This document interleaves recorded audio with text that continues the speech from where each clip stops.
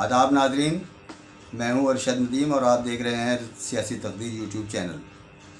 आज हम मोहतरम डॉक्टर तस्लीम रहमानी साहब की खिदमत में हाजिर हैं, जो मिली इशूज़ पर, मिली मसाइल पर बहुत गहरी नज़र रखते हैं। हम आज उनसे मिली तंजीमों के बारे में तफसील से गुफ्तगू करेंगे।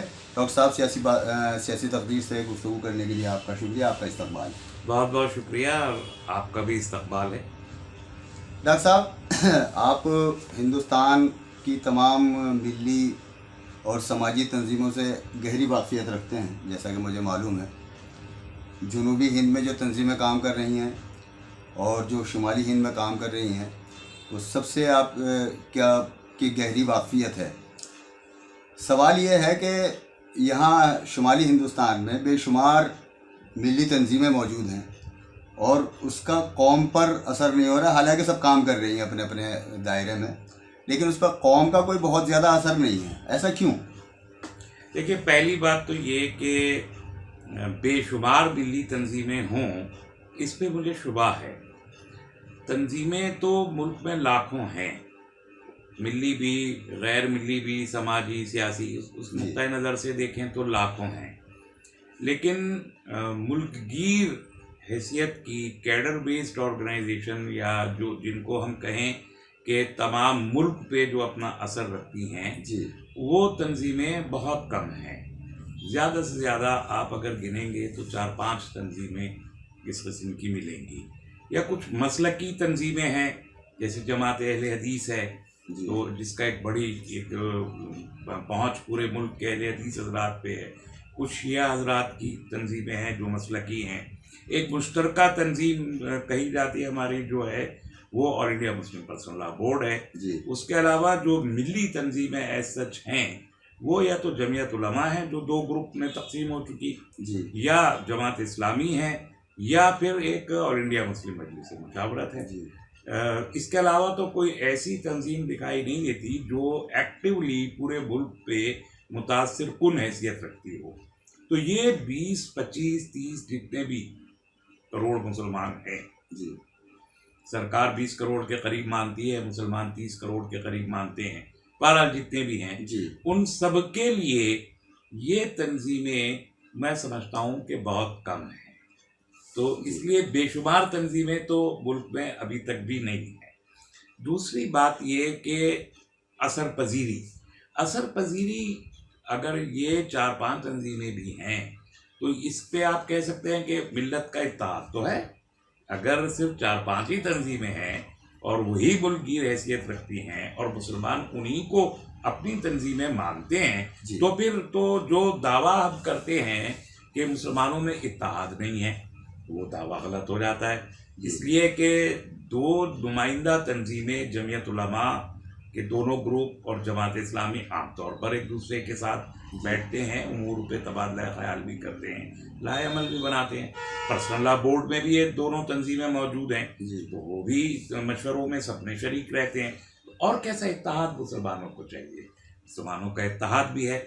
मसला सिर्फ ये है कि मुल्क में जो बदले हुए हालात रहे, जब भी 75 साल आज़ादी को हो गए, आज़ादी के बाद इस मुल्क के हालात बदले। जो आज़ादी अंग्रेज़ों के आने से पहले मुल्क के एक हालात थे, अंग्रेज़ों का कब्जा कर लेने के बाद दूसरे हालात थे, आज़ादी की जंग लड़ते वक्त तीसरे हालात थे, आज़ाद हो जाने के बाद मुख्तलिफ हालात थे। हमारा मसला ये है, मुझे ये लगता है, मैं गलत भी हो सकता हूँ, कि हमने बदले हुए हालात के साथ 1947 के बाद और ख़ास तौर पर कॉन्स्टिट्यूशन के इंतबाक हो जाने के बाद, यानी लागू हो जाने के बाद जिन हालात में तब्दीली आई, उनके साथ अपने आप को अंगेज नहीं किया इन तंजीमों ने। हम पिछले ही हालात में जीते रहे और फिर 75 साल में भी आज़ादी के बाद 3 या 4 मरतबा हालात में बड़ी ही हालात ने यू टर्न लिया है। चाहे वो 71 की जंग के बाद के हालात हों, जब इस मुल्क के हालात बदले हैं, बहुत से तब्दीलियां आई हैं। बाबरी मस्जिद की शहादत के बाद हालात बदले हैं। बीजेपी के कॉन्स्टिट्यूशन का बनना और उसने फिर जो बाबरी मस्जिद के मसले को राम मंदिर का नाम लेकर अपने रेजोल्यूशन में अडॉप्ट किया, उसने मुल्क में एक नए किस्म की सियासत का आगाज किया, वो अब तक चल गया। उस सारे जो बदले हुए हालात हैं, फिर 2014 में इस सरकार के बदलने के बाद उन हालात ने एक और जस्त लगाई जी। इन तमाम बदले हुए हालात के साथ हमारी तंजीमों ने अपने आप को एडजस्ट नहीं किया। ये कैलिब्रेशन की प्रॉब्लम है, और जो अभी भी वक्त है कि हम मौजूदा हालात को समझें, तज्जिया करें, फिर कोई लाहे अमल बनाएं। डॉक्टर साहब, मेरा सवाल इसमें दूसरा था। मैं ये अर्ज़ कर रहा था कि साउथ में या जनूबी हिंद में छोटी छोटी तंजीमें हैं, वो तालीम के नाम पे, समाजी इस्लाह के नाम पे बहुत सारा काम कर रहे हैं। उनके असरात वहाँ देखे भी जा सकते हैं। हमारे यहाँ जमीयत उलमा की तरफ से भी इस्लाह मुआशरा तहरीक चल रही है, जमात इस्लामी ने भी काम किया और बहुत सारी छोटी छोटी तंजीमों ने किया, लेकिन उसका हमें कौम पर कोई असर महसूस नहीं होता। इसकी क्या वजह है? देखिए, आप साउथ की अगर बात कर रहे हैं तो साउथ में हमको देखने में बहुत अच्छा लगता है। मैं तो साउथ में गया हूँ, साउथ में काम किया है, साउथ में इलेक्शन भी लड़ा है जी। ये ठीक है कि साउथ के लोगों ने गैर ममालिक में जाके पैसे कमाए, अच्छे पैसे कमाए। और दूसरी बात है कि साउथ में, जैसे अगर केरल की बात करें तो भारत का पूरा जितने फॉरेन रेमिटेंसीज हैं सबसे ज़्यादा केरल में आते हैं। उसके बाद अगर आप कर्नाटक को देखें तो वहाँ पर तालीमी तरक्की की बात हम कर सकते हैं कि बहुत से अलमीन जैसे इदारे वहाँ पर कायम हुए, पूना में अच्छे इदारे कायम हुए। तो वो जैसे साउथ में हुआ, पूना में भी हुआ, तो वहाँ तालीमी तरक्की का कुछ रुझान बढ़ा। लेकिन आप अगर उसकी ग्राउंड रिपोर्ट्स को देखेंगे तो आपको वो अवाम के अंदर वो तालीमी बेदारी और उस तालीम के बढ़ने के वो फ़वाइद दिखाई नहीं देते जो कि महसूस होने चाहिए। मिसाल के तौर पर केरल में की अगर मैं बात करूं तो केरल में आप मुझे बताएं कि 26% केरल की मुस्लिम पॉपुलेशन है, जिसके पास पैसों की कोई कमी नहीं है, कोई कमी नहीं है। बहुत पैसे वो लोग कमाते हैं, बाहर गए हैं, कमाए हैं, और वो कमा के अपने यहाँ लाते भी हैं। लेकिन इतने पैसों और इतने तालीम के बाद मुसलमान आईएएस और आईपीएस और एडमिनिस्ट्रेटिव सर्विसेज में कितने आए हैं?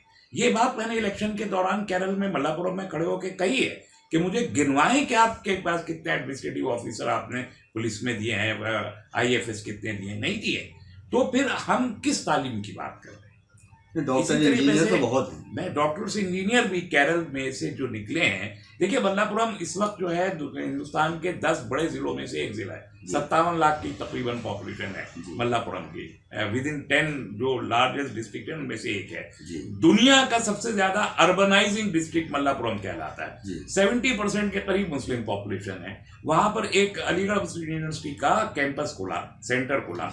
आप जाके देखिए, वहां पर 20% बच्चे ही केरल और तमिलनाडु के वहां मिलेंगे या तेलंगाना के। 80% नॉर्थ इंडिया से गए हुए बच्चे वहां पढ़ रहे हैं।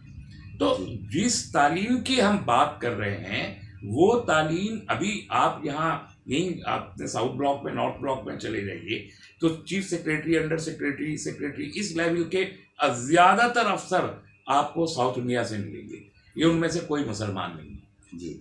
इसलिए कि हमने हमारे वहाँ 10,000 मदारिस का ग्रुप है, एक एक ग्रुप के पास 10-10 हजार मदारिस हैं। तो मदारिस तो उन्होंने बहुत बनाए। मल्लापुरम में 10वीं क्लास के बाद गवर्नमेंट के स्कूल अवेलेबल नहीं है, आपको हैरत होगी। कॉलेज गवर्नमेंट के अवेलेबल, प्राइवेट चीजें मौजूद हैं, लेकिन 12% रिजर्वेशन है मुसलमानों को वहाँ एजुकेशन में और सर्विसेज में भी। आप मुझे बताइए 12% अगर केरल की स्टेट गवर्नमेंट की सर्विस में 12% मुसलमान रिजर्वेशन होने के बावजूद अगर मौजूद नहीं है तो क्यों नहीं है? ये सवाल उन तंजीमों से पूछना चाहिए जो वहां कर एजुकेशन मिनिस्ट्री संभालती है। मुस्लिम लीग वहां सरकार में, जब भी यूनाइटेड डेमोक्रेटिक फ्रंट यूडीएफ की सरकार आती है, मुस्लिम लीग सरकार में शामिल होती है, जो हम समझते हैं कि एक बड़ी चीज है कि एक मुस्लिम पार्टी वहां सरकार में रहती है और एजुकेशन मिनिस्ट्री हमेशा उनके पास रहती है। इसके बावजूद भी आप मुझे बता दीजिए कि वहां से क्यों इतनी बड़ी तादाद में doctors, engineers, lawyers and IAS, IPS, administrative officers नहीं निकल रहा है? क्यों मल्लापुरम डिस्ट्रिक्ट में 10वीं क्लास के बाद स्कूल और कॉलेज तक हमारे पास सरकारी सतह पे अवेलेबल, प्राइवेट है, सरकारी सतह पे अवेलेबल नहीं? तो ये चीज़ें हैं जिन्हें हम खुश तो हम होते हैं कि वहाँ बहुत पैसे हैं, लेकिन क्या एजुकेशन के लेवल पर जो चीज़ हमको हासिल कर लेनी चाहिए थी, और वो आज से नहीं है, वो 1952 से लेके आज तक वहां पर किसी, जब भी उनके ग्रुप की सरकार बनती है, सरकार में रहते हैं, चीफ मिनिस्टर रहा है उनका वहां पर, इसके बावजूद भी ये सिचुएशन है, वहां पे दूर के ढोल सुहाने लगते हैं। ऐसा नहीं है कि बहुत तरक्की उन्होंने कर ली। मुझे कर्नाटक से आप बता दीजिए कि खुद कर्नाटक में, तेलंगाना के आप एजुकेशन स्टेटस देखिए, इदारे हैं कि जो भी, जैसे कर्नाटक में तो प्राइवेट इंस्टीट्यूशन की बाढ़ है, इंजीनियरिंग के, मेडिकल के, बहुत सारे बच्चे जाते हैं, लेकिन अभी तेलंगाना में भी है। अगर 50 लाख रुपए की फीस जा रही है तो मुझे बताइए कितने बच्चे अफोर्ड कर सकते हैं कि वो 50 लाख रुपए दे के मेडिकल कॉलेज में एडमिशन ले, या इंजीनियरिंग कॉलेजेस में इसी किस्म के 30-40 लाख रुपए दे? तो ये मसाइल हैं जिन पर बहुत ही गहराई के साथ तबादला ख्याल की ज़रूरत है। और नॉर्थ और साउथ, एक बात एक और भी समझनी चाहिए जो आप कह रहे हैं, साउथ इंडिया ने तकसीम का वो सानहा नहीं झेला जो नॉर्थ इंडिया के मुसलमानों ने झेला है। खास तौर पर यूपी, बिहार, दिल्ली, पंजाब, हरियाणा के मुसलमानों का जो बड़े पैमाने पर हिजरत हुई और उस वक्त जो कत्लेआम हुआ, वो आंच साउथ इंडिया तक नहीं गई। और साउथ इंडिया आज़ादी से पहले भी कुछ कारोबार तो ऐसे थे जो साउथ इंडिया के ही हाथ में थे, मुसलमानों के हाथ में थे, वो भी अब उनके हाथों में नहीं है। हम जाते हैं नीचे समाज में, बिल्कुल सड़क पे, तो हम देखते हैं कि सड़क पे वो रुझान जो तालीम का होना चाहिए या दौलत का जो इम्पैक्ट होना चाहिए, वो दिखाई नहीं देता है। डॉक्टर साहब, हमसे बात करने के लिए बहुत बहुत शुक्रिया, आपने बड़ी कीमती गुफ्तगू फरमाई। सियासी तकदीर यूट्यूब चैनल को सब्सक्राइब करें और बेल आइकन पर क्लिक करें ताकि आपको सबसे पहले खबरें मिलती रहें।